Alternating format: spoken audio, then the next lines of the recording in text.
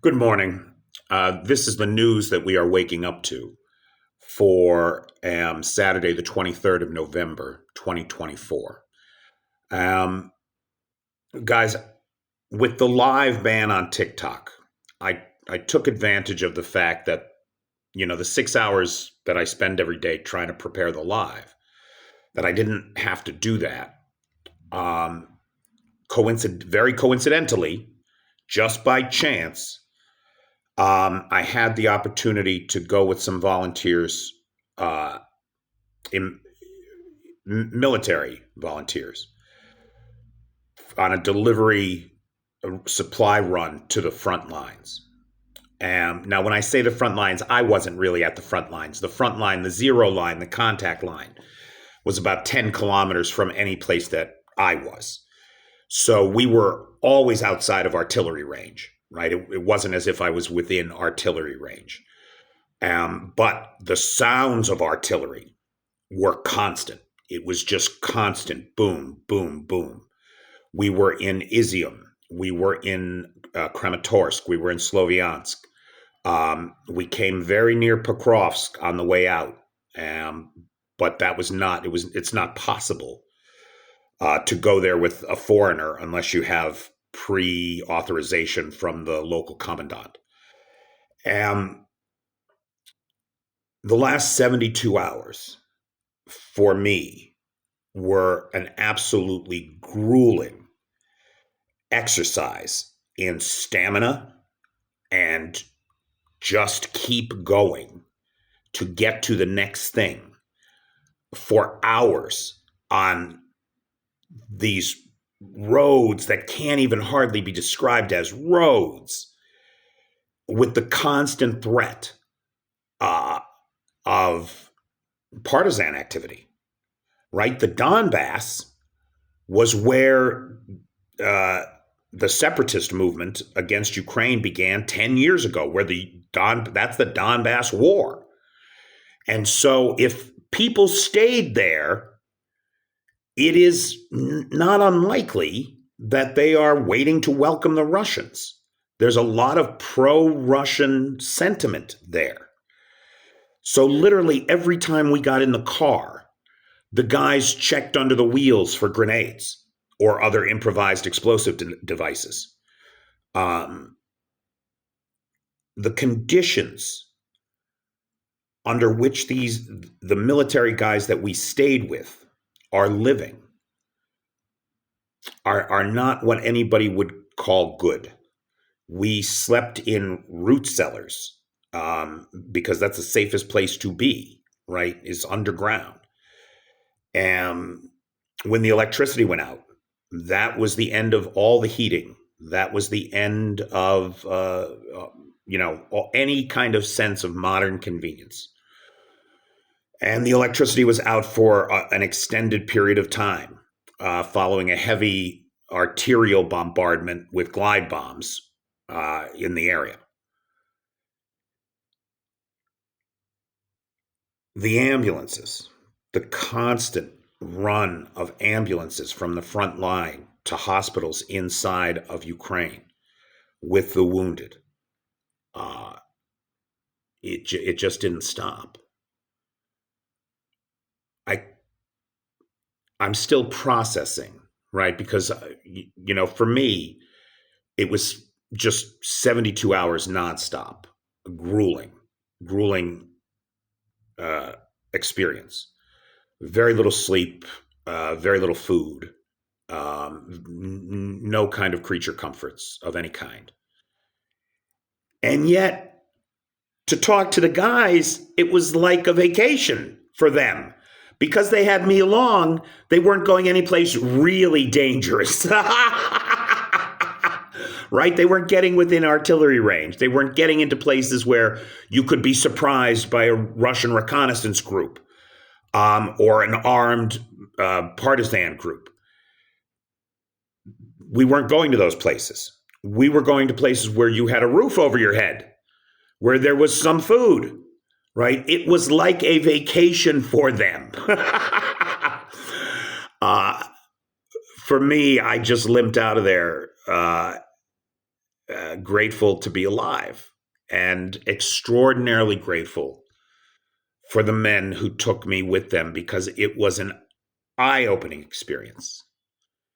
It was extremely educational for me, and I'm processing that now, and I'm going to try to put it into better words in subsequent videos. By another extraordinary coincidence, the road back took us through Dnipro, which is in all the news because it is the site of the very first use of an intercontinental ballistic missile against a civilian population. And I'm sorry, you can say that the target was the defense industrial complex here in Dnipro, which is where I am right now. The guys dropped me off here so that I could spend some time in Dnipro, as this is where everything is this is where everything's being talked about right now, right? I spoke to a couple of locals just this morning about the experience of the bomb. One of them said they felt like the world was ending. It felt like the world was ending, as though they were not particularly close to where these came down. Their homes shook. And these are people who deal with air raids every day. But it was a monumental hit against the people of Ukraine. And the accuracy of these Russian warheads is such that even though they may have been targeting the defense industrial complex of Dnipro, that is not where the bombs necessarily hit. We know of at least one elderly rehabilitation center that was not a direct hit, but was badly damaged by a near miss of one of these warheads. As I understand it, this is a kind of experimental model. It's a multiple warhead system. So the RU-26, I believe is what they're calling it, has 6 independent warheads. Each of those independent warheads has 6 submunitions. So 36 separate warheads in one single missile. That's why when you look at the video of the attack, you see, right, like multiple warheads coming in on a similar trajectory. For my part, my take on it is, the Kremlin is desperate. The ruble's at 104 to 1 today. We know that bankruptcies inside of Russia are at an all-time high. We know that the largest automaker in Russia has just appealed to the Kremlin for a bailout, being in the hole over $1 billion this year. We know that the 2 largest real estate development companies are on the verge of collapse as their stock continues to tank. The Russian stock market itself is in a grave and serious condition. Putin is bankrupting Russia for the sake of his own grandiose ego. That's it. And to line his pockets. Let's not forget that. To line his pockets as well. And from my part, in my amateur opinion, the Kremlin is desperate to demonstrate to the world its strength, and in so doing, shows its weakness. It has no options left but to turn to its nuclear arsenal. And that is the end of everything. It's not, or it has the potential to be the end of everything. And for those of us who think that civilization is a real thing, this existential threat to civilization itself cannot go unopposed. It cannot be ignored. It cannot be appeased. We've got to face it. We got to face it. And here is the evidence that Putin may be willing to cross that line, which is all the more reason to make sure that he gets not one sense that he has won here in Ukraine. It cannot be allowed, my friends. And I don't know what you and I can do to stop it. But whatever we can each do in our own small ways, we must, and we must hope that the cumulative effect will be enough that with all the hard work and sacrifice that I saw with my own eyes and experienced in the most minute of degrees the last 3 days, that all of that sacrifice of these people is not in vain.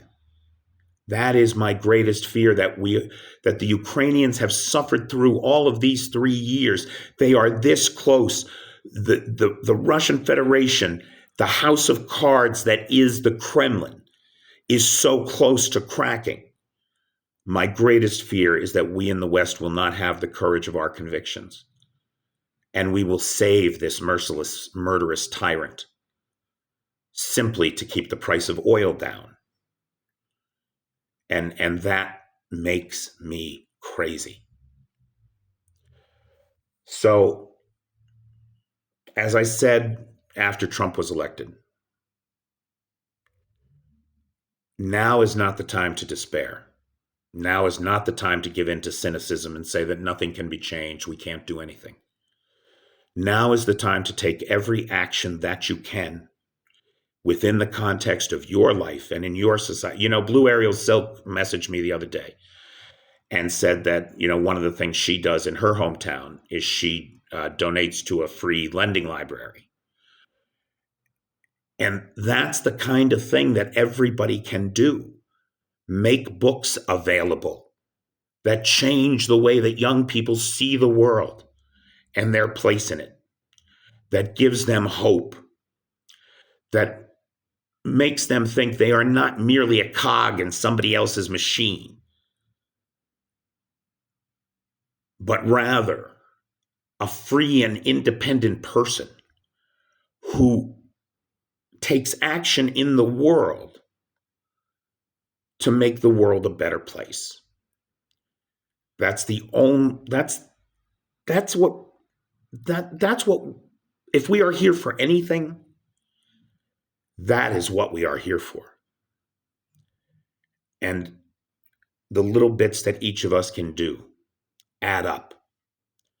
So whatever it is, learn something new for yourself. In an age of ignorance, embrace learning. In an age of hatred, embrace love. And in an age of lies, pursue the truth. And if we each do that little bit as best we can, it'll be a better day, not just for ourselves, but for everybody around us. Thanks.